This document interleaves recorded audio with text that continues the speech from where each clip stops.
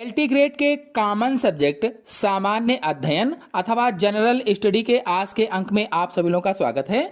हम इतिहास पर क्वेश्चन आपको पढ़ा रहे थे, तो इस सीरीज में आज का पहला क्वेश्चन है, ख्वाजा मोइनुद्दीन चिश्ती की दरगाह कहाँ स्थित है?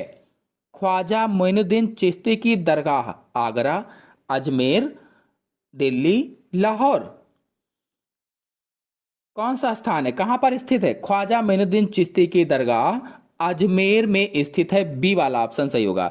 और आपको बता दें कि अजमेर राजस्थान में स्थित है और यह दरगाह अजमेर शरीफ दरगाह के नाम से भी जानी जाती है। यानी ख्वाजा मोइनुद्दीन चिश्ती की जो दरगाह है इसे अजमेर शरीफ दरगाह भी कहा जाता है। देखिए, जो क्वेश्चन हम ले रहे हैं केवल वही क्वेश्चन आए ये जरूरी नहीं है, तो जो बता रहे हैं इनमें से भी क्वेश्चन कुछ पूछा जा सकता है। तो इस क्वेश्चन से रिलेटेड हम बहुत सारी जानकारी आपको देंगे। ऐसे ही जितने भी क्वेश्चन बताएंगे उस क्वेश्चन से रिलेटेड बहुत सारी जानकारी आपको बताते चलेंगे।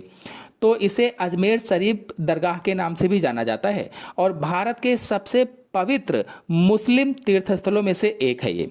यह दरगाह सूफी संत ख्वाजा मोइनुद्दीन चिश्ती के सम्मान में बनवाई गई थी। सम्मान में उन्हीं की मजार पर दरगाह का निर्माण हुआ है, उन्हीं की मजार पर। और आपको बता दें किसने बनवाया था, तो सबसे पहले ख्वाजा हुसैन नागौरी ने उनकी कब्र पर मकबरा बनवाया था। जो ख्वाजा हुसैन नागौरी थे इन्होंने उनकी कब्र पर मकबरा बनवाया था। बाद में मुगल बादशाह हुमायूं ने इस दरगाह का निर्माण करवाया था और उसके बाद अकबर और शाहजहां ने दरगाह के विकास और निर्माण में योगदान दिया। चलिए अब दूसरे क्वेश्चन पर आते हैं। सूफी संतों के शिष्यों को क्या कहा जाता था? जो सूफी संत के शिष्य होते थे उनको क्या कहा जाता था? पीर, वली, मुरीद, ये सभी? कौन सा ऑप्शन सही होगा? सोचिए और बताइए। तो आंसर सही होगा इसमें से सी, मुरीद कहा जाता था। और मुरीद शब्द इरादा से लिया गया है जिसका अर्थ होता है इच्छा या चाहत, जबकि पीर शायद गुरु को कहा जाता था और वली का अर्थ औलिया होता था। वली का अर्थ औलिया। नेक्स्ट क्वेश्चन है, उत्तर भारत में भक्ति आंदोलन के विस्तार का श्रेय किसे है? भक्ति आंदोलन के विस्तार का श्रेय कबीर, चैतन्य, मीराबाई, रामानंद, इसका श्रेय किसे जाता है? तो आंसर सही होगा इसमें से डी, रामानंद। आपको बता दें कि उत्तर भारत में भक्ति आंदोलन के विस्तार का मुख्य श्रेय स्वामी रामानंद को जाता है। इन्होंने दक्षिण भारत से भक्ति आंदोलन को उत्तर भारत में लाए और उसे सभी जातियों के लिए सुलभ बनाया था। नेक्स्ट क्वेश्चन है, निम्न में से किस संत का संबंध जुलाहा जाति से है? इनमें से कौन सा ऐसा संत है जिसका संबंध जुलाहा जाति से है? कबीर, धन्ना, रैदास, दादू दयाल, किसका संबंध होगा? तो आपको बता दें जिस संत का संबंध जुलाहा जाति से था वह संत कबीरदास थे। संत कबीरदास। तो इसमें आंसर सही होगा पहला, कबीर। और आपको बता दें कबीरदास जी स्वयं को अपनी कविताओं में जुलाहा और कोरी कहते थे। जुलाहा और कोरी जिसका अर्थ बुनकर होता है। उस समय जुलाहा एक निचली जाति होती थी। और आपको बता दें कि जो मध्यकाल था, मध्यकालीन भारत में जाति और धर्म के आधार पर भेदभाव बहुत होता था। नेक्स्ट क्वेश्चन है, दोहावली, कवितावली, विनय पत्रिका जैसी भक्ति रचनाएं किस भक्ति संत की हैं? सोचिए और बताइए। दोहावली, कवितावली और विनय पत्रिका किसकी रचनाएं हैं बताना है। तो आंसर सही होगा इसमें से बी, तुलसीदास की। आपको बता दें तुलसीदास की प्रमुख रचनाओं में रामचरितमानस, हनुमान चालीसा, विनय पत्रिका, कवितावली, गीतावली, दोहावली, बारहवां रामायण, जानकी मंगल, पार्वती मंगल, रामाज्ञा प्रश्न, रामलला नाहछू आदि रचनाएं सम्मिलित हैं। कुछ इनकी प्रमुख रचनाओं को मैंने बताया। नेक्स्ट क्वेश्चन है, महात्मा गांधी के प्रिय भजन वैष्णव जन ते तेने कहिए के रचयिता कौन थे? सोचिए और बताइए कि इसमें कौन सा ऑप्शन सही होगा। जो महात्मा गांधी का प्रिय भजन वैष्णो जन ते तेने कहिए था, इसके रचयिता कौन थे? शंकरदेव, मीराबाई, नामदेव, नरसिंह मेहता। तो आंसर सही होगा इसमें से डी, नरसिंह मेहता थे। बता दें कि महात्मा गांधी का प्रिय भजन वैष्णो जन तो तेने कहिए 15वीं शताब्दी में, 15वीं शताब्दी के संत नरसिंह मेहता द्वारा लिखा गया था और यह गुजराती भाषा का एक बहुत लोकप्रिय भजन है, जिसे महात्मा गांधी साबरमती आश्रम में अपनी प्रार्थनाओं में शामिल करते थे। नेक्स्ट क्वेश्चन है, साखी एवं शबद रचनाएं किस संत की हैं? साखी और शबद रचनाएं किस संत की हैं पूछा गया है। कबीर, तुलसीदास, सूरदास, रामानंद।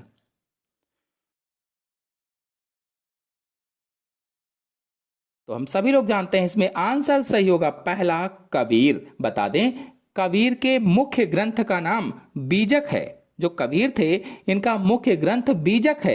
मुख्य ग्रंथ क्या है? बीजक है। और इसमें 3 मुख्य भाग हैं। बीजक में 3 मुख्य भाग हैं, साखी, शबद और जो साखी है इस भाग में कबीर के दोहे और धर्मोपदेश शामिल हैं। साखी में कबीर के दोहे और धर्मोपदेश शामिल हैं, जबकि जो शबद है ये पदों का संग्रह है, जिसमें आत्मा और परमात्मा के बारे में बताया गया है। और जो रमैनी है, रमैनी भाग में कबीर की चौपाई छंदों का संग्रह है। नेक्स्ट क्वेश्चन है, पानीपत का प्रथम युद्ध किनके मध्य हुआ था? पानीपत का प्रथम युद्ध किनके बीच में हुआ था? 4 ऑप्शन दिए गए हैं आपके सामने। आपको बताना है कि पानीपत का प्रथम युद्ध किनके बीच हुआ था। तो आंसर सही होगा इसमें से पहला, बाबर और इब्राहिम लोदी के बीच हुआ था। आपको बता दें कि पानीपत का पहला युद्ध सन 1526 में बाबर और इब्राहिम लोदी के बीच हुआ था और यह युद्ध 21 अप्रैल 1526 को लड़ा गया था। 21 अप्रैल 1526 को, जिसमें बाबर की जीत हुई थी और इसने भारत में मुगल साम्राज्य की नींव रखी थी। और जो इसमें दूसरा ऑप्शन है बाबर और राणा सांगा, तो इनके बीच में खनवा का युद्ध हुआ था। खनवा का, और कब? तो 16 मार्च 1527 को बाबर और राणा सांगा के बीच खनवा का युद्ध हुआ था, जो आधुनिक राजस्थान के खनवा नामक स्थान पर लड़ा गया था। राजस्थान के खनवा नामक स्थान पर, जिसमें बाबर सेना की विजय हुई थी, यानी बाबर विजयी हुआ था। और आपको बता दें कि इस युद्ध में बाबर की जीत हुई और उसने गाजी की उपाधि धारण की थी। गाजी की उपाधि। और इस जीत ने भारत में मुगल वंश की नींव को मजबूत किया था। और इसमें जो गौरी और जयचंद हैं, जो सी वाला ऑप्शन है, तो गौरी और जयचंद के बीच चंदावर का युद्ध हुआ था। चंदावर का युद्ध, ये युद्ध कब हुआ? तो 1194 ईस्वी में चंदावर का युद्ध गौरी और जयचंद के बीच लड़ा गया था, जो उत्तर भारत में चंदावर में यमुना नदी के किनारे हुआ था। इस युद्ध में मोहम्मद गौरी ने जयचंद को हराया था, जिसके परिणाम स्वरूप हुआ क्या था कि मोहम्मद गौरी ने भारत के अधिकांश हिस्सों पर अपना नियंत्रण स्थापित कर लिया था। आपको बता दें कि चंदावर वर्तमान में उत्तर प्रदेश के फिरोजाबाद जिले में यमुना नदी के तट पर स्थित है। और इसमें जो डी वाला ऑप्शन है, गौरी और पृथ्वीराज चौहान, तो मोहम्मद गौरी और पृथ्वीराज चौहान के बीच मुख्य युद्ध तराइन के मैदान में हुआ था। यानी इनके बीच तराइन का युद्ध हुआ था और इनके बीच में 2 बार तराइन का युद्ध हुआ। पहला युद्ध 1191 ईस्वी में हुआ, दूसरा युद्ध 1192 ईस्वी में हुआ था। जो तराइन का पहला युद्ध था, जो 1191 में हुआ था, और इसमें हुआ क्या था पहले युद्ध में कि राजपूत सेना के नेतृत्व में पृथ्वीराज चौहान की जीत हुई थी। यानी मोहम्मद गौरी और पृथ्वीराज चौहान के बीच जो पहला तराइन का युद्ध हुआ था, उसमें पृथ्वीराज चौहान विजयी हुए थे। और तराइन का जो दूसरा युद्ध हुआ 1192 ईस्वी में, इसमें मोहम्मद गौरी ने पृथ्वीराज चौहान को हराया था। नेक्स्ट क्वेश्चन है, भारत में मुगल वंश का संस्थापक था? भारत में मुगल वंश का संस्थापक कौन था बताना है। सोचिए और बताइए कि कौन सा ऑप्शन सही हो सकता है। मुगल वंश का संस्थापक।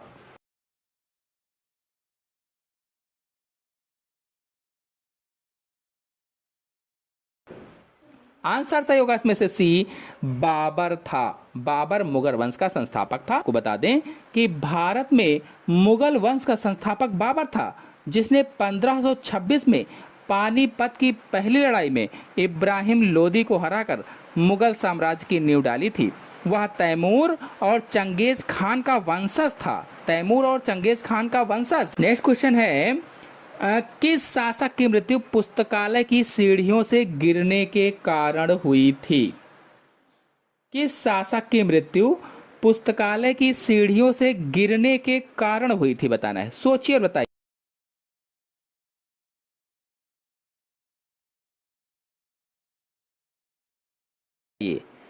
तो ऑप्शन सही होगा इसमें से बी। आपको बता दें, मुगल बादशाह हुमायूं की मृत्यु 1556 ईस्वी में अपने पुस्तकालय की सीढ़ियों से गिरने के कारण हुई थी। और पुस्तकालय को शेर मंडल कहता था, वो शेर मंडल।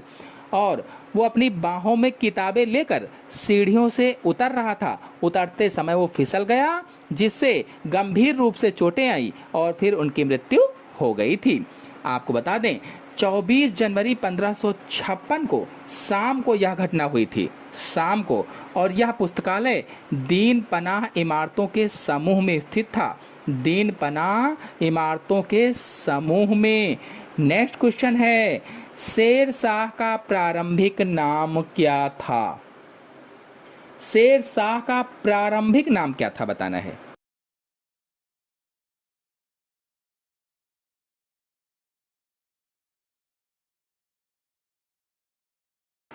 तो आपको बता दें, शेर शाह का प्रारंभिक नाम फरीद खान था। फरीद खान। उन्होंने शेर खान की उपाधि तब प्राप्त की थी जब उन्होंने युवावस्था में एक बाघ को मारा था, बाघ को। और 1540 में सुल्तान बनने के बाद वह शेर शाह सूरी कहलाए थे। जब सुल्तान बने तब शेर शाह सूरी कहलाए थे। नेक्स्ट क्वेश्चन है, दिल्ली स्थित पुराना किला का निर्माण किसने करवाया था। देखिए, इस क्वेश्चन का आंसर आप लोग बताइएगा। हम दो ऑप्शन आपको बता रहे हैं, हुमायूं और शेरशाह सूरी।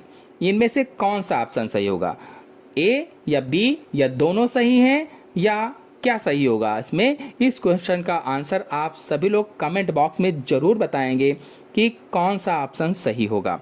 और नेक्स्ट क्वेश्चन पर आते हैं, शेरशाह का मकबरा कहाँ अवस्थित है। शेरशाह का मकबरा कहाँ अवस्थित है।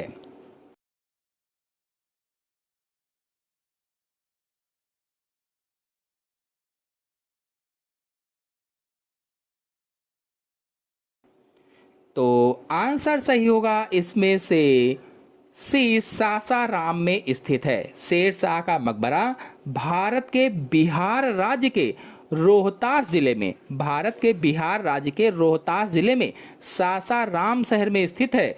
और यह एक सुंदर सरोवर के बीच में स्थित है। सुंदर सरोवर के बीच में इंडो इस्लामिक वास्तुकला का एक उत्कृष्ट उदाहरण है ये। और इसे भारत का दूसरा ताजमहल भी कहा जाता है। भारत का दूसरा ताजमहल, यानी इसकी विशेषता यह है कि कृत्रिम झीलों के बीच स्थित है, कृत्रिम झीलों के बीचों बीच।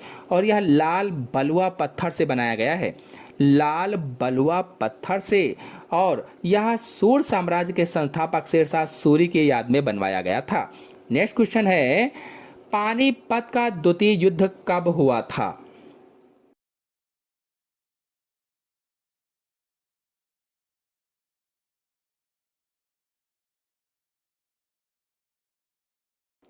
पानीपत का द्वितीय युद्ध कब हुआ था बताना है। सन दिए गए हैं चार आपके सामने, कौन सा ऑप्शन सही होगा। ऑप्शन सही होगा बी, इसमें 1556 ईस्वी में हुआ था। आपको बता दें कि पानीपत का दूसरा युद्ध 5 नवंबर 1556 को सम्राट हेमचंद्र विक्रमादित्य की सेना और अकबर की सेना के बीच लड़ा गया था। यानी हेमू के सेना और अकबर की सेना के बीच लड़ा गया था। नेक्स्ट क्वेश्चन है, प्रसिद्ध हल्दी घाटी का युद्ध किनके बीच लड़ा गया था। प्रसिद्ध हल्दी घाटी का युद्ध किनके बीच में लड़ा गया?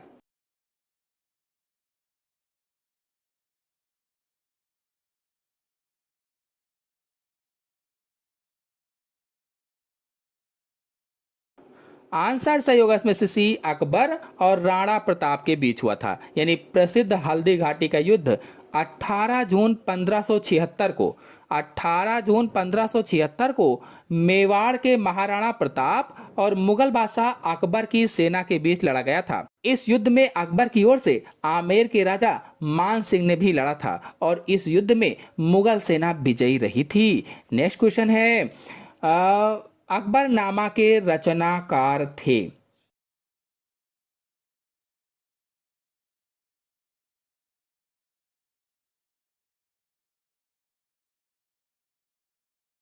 अकबरनामा के रचनाकार कौन थे? चार ऑप्शन आपके सामने देखिए। ऑप्शन सही होगा इसमें से बी, अबुल फजल थे। अकबरनामा के रचनाकार मुगल बादशाह अकबर के दरबारी इतिहासकार और जीवनी लेखक अबुल फजल थे। यह अकबर के शासनकाल का आधिकारिक इतिहास है जिसे फारसी भाषा में लिखा गया था। नेक्स्ट क्वेश्चन है, अकबर ने दीने इलाही का प्रवर्तन किस वर्ष किया?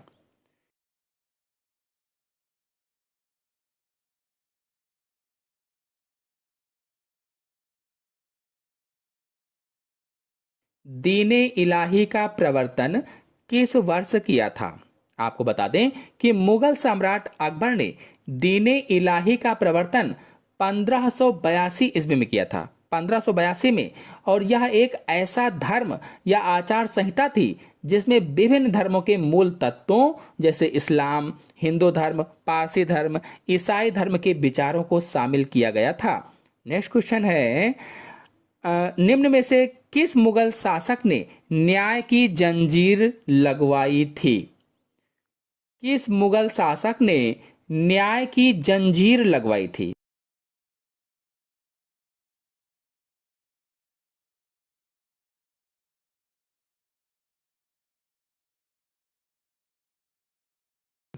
तो आपको बता दें, मुगल शासक जहांगीर ने आगरा के किले में न्याय की जंजीर यानी न्याय की घंटी लगवाई थी ताकि आम लोग अपनी शिकायतों के लिए सीधे बादशाह से संपर्क कर सकें। यह शुद्ध सोने की जंजीर थी जिसमें घंटियां लगी थी और इसे शाह बुर्ज से लटकाया गया था ताकि फरियादी इसे खींचकर न्याय के लिए बादशाह को पुकार सकें। और आपको बता दें, यह शुद्ध सोने की बनी जंजीर थी जिसमें 60 घंटियां लगी थी, 60 घंटियां। नेक्स्ट क्वेश्चन है, नूरजहां का वास्तविक नाम क्या था? नूरजहां का वास्तविक नाम क्या था बताना है।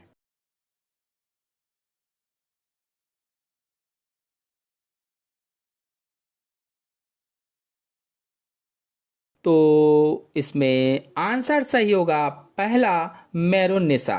नूरजहां का वास्तविक नाम मेहरुन्निसा था। वह मुगल सम्राट जहांगीर की सबसे प्रिय और मुख्य पत्नी थी। जहांगीर ने 1611 ईस्वी में शेर अफगान खान की विधवा मेहरुन्निसा से विवाह किया था और उन्हें नूरजहां की उपाधि प्रदान की थी। मेहरुन्निसा का जन्म 31 मई 1577 ईस्वी को कंधार अफगानिस्तान में हुआ था और वो मुगल वजीर मिर्जा गयास बेग की बेटी थी। नेक्स्ट क्वेश्चन है, किस मुगल शासक के शासन काल में चित्रकला का सर्वाधिक विकास हुआ था?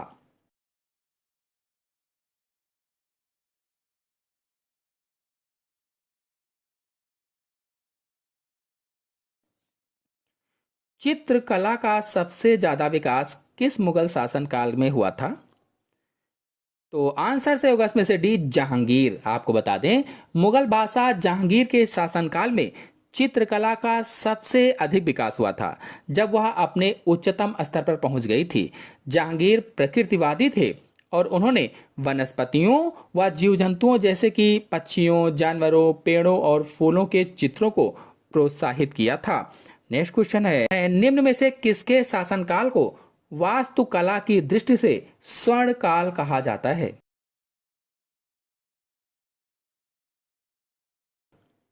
4 ऑप्शन आपके सामने दिए गए हैं, सोचिए और बताइए कौन सा ऑप्शन सही हो सकता है।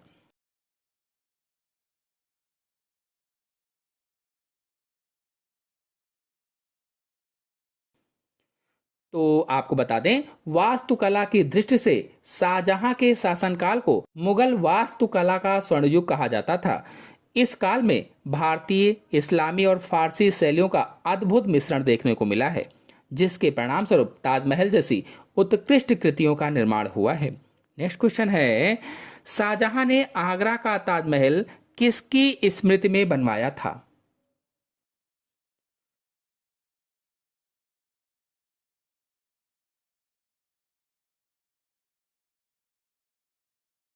तो ये सभी लोग जानते होंगे, मुमताज महल की स्मृति में बनवाया था। आपको बता दें कि शाहजहां ने आगरा का ताजमहल अपनी प्रिय पत्नी मुमताज महल की याद में बनवाया था, जिनका निधन 1631 में हो गया था। यह मकबरा 1632 में बनना शुरू हुआ और लगभग 1648 तक बनकर तैयार हो गया था। तो अगर प्रश्न आता है कि किसकी याद में, तो मुमताज महल उनकी पत्नी की याद में। निर्माण कब शुरू हुआ, तो बताएंगे 1632 ईस्वी में। मकबरा तैयार कब हुआ, तो बताएंगे 1648 ईस्वी में तैयार हो गया था। नेक्स्ट क्वेश्चन है, किस मुगल बादशाह ने हिंदुओं पर जजिया नामक कर लगाया था? जजिया नामक कर किस मुगल बादशाह ने लगाया था?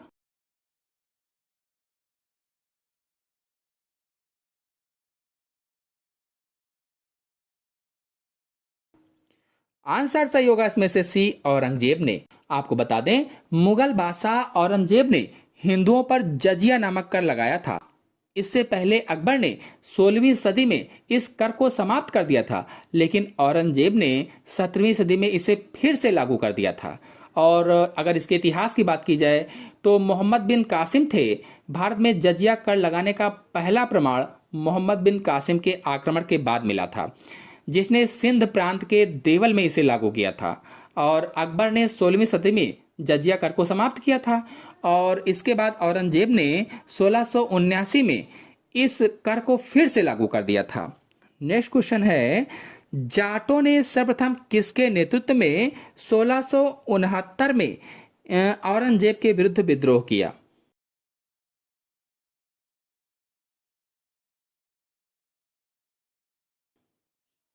सोचिए और बताइए कि कौन सा ऑप्शन सही हो सकता है। जाटों ने गोकुला जाट के नेतृत्व में, जो गोकुल इसमें लिखा है, तो पहला वाला ऑप्शन सही होगा। जाटों ने गोकुला जाट के नेतृत्व में 1669 ईस्वी में औरंगजेब के विरुद्ध विद्रोह किया था। यह विद्रोह मुगलों द्वारा किए जा रहे भारी कर और दमनकारी धार्मिक नीतियों के खिलाफ था। विशेष रूप से मथुरा के स्थानीय मुस्लिम अधिकारी अब्दुल नबी द्वारा मंदिरों को नष्ट करने और महिलाओं का अनादर करने के कारण यह विद्रोह शुरू हुआ था। गोकुला के नेतृत्व में जाटों ने तिलपत की लड़ाई में मुगलों को करारी हार दी थी। तो आज के अंक में इतिहास से इतने ही क्वेश्चन। नेक्स्ट वीडियो में आगे के क्वेश्चन लेकर के आएंगे। आशा है आपको सभी क्वेश्चन अच्छी तरह से समझ में आ गए होंगे, और उनके बारे में जो डिटेल मैंने बताया वो भी समझ में आ गया होगा। आ गया हो तो वीडियो को लाइक कीजिए, अपने सभी दोस्तों में शेयर कीजिए। चैनल पर पहली बार आए हैं तो चैनल को सब्सक्राइब भी कर लीजिए। धन्यवाद।